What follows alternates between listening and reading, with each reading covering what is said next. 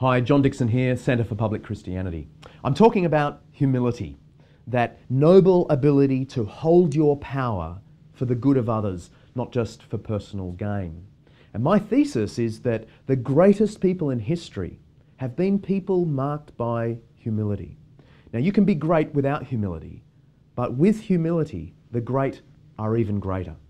And I want to start giving you 5 reasons for cultivating humility in your personal life and your professional dealings. And my first one has to do with sheer logic. Humility is common sense. It's just common sense. None of us is an expert at everything. In fact, despite the brilliance many people in the audience no doubt have, what we don't know and can't do far exceeds what we do know and can do.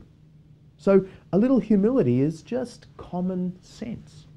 Let me try and illustrate this with a completely untrue story about 4 people who hop on a small aircraft that loses all power to its engines and it starts careering toward the earth. The pilot comes out and explains to the 3 passengers that there are 4 of them, the plane's going down, but there are only 3 parachutes. So the pilot says, look, it's my plane, my parachutes, I've got to take one of them. The others agree and he straps it on and jumps out to safety. Now, left on the plane were a brilliant professor, a minister of religion and a backpacker.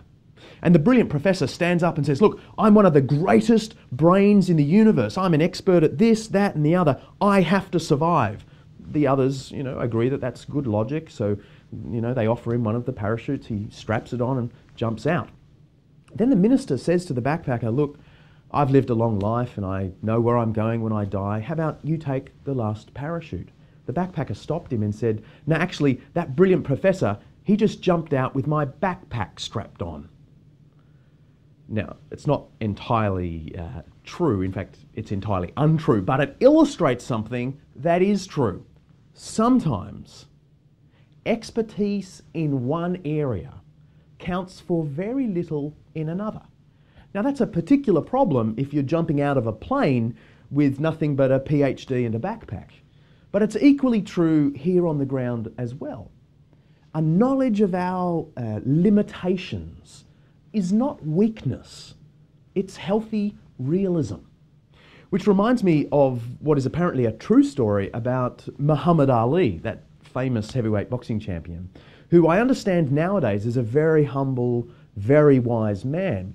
But at the prime of his career, he was apparently flying somewhere to defend his title, and the plane entered severe turbulence, and the captain announced through the PA that everyone had to fasten their seatbelts.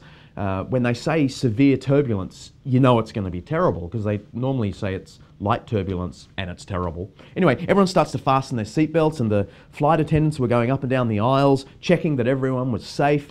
And the flight attendant noticed that Muhammad Ali was sitting up there with his seatbelt really obviously undone and the plane starting to bounce around. And she says very politely, sir, the captain has said it really could be quite dangerous. Would you please fasten your seatbelt?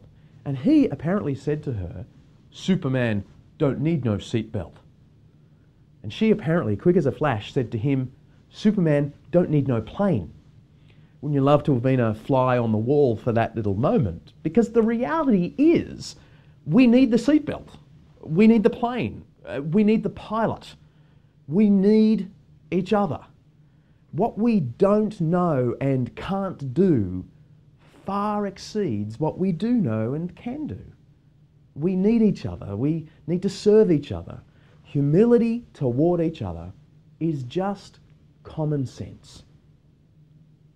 In my next installment, I want to give you another reason for humility.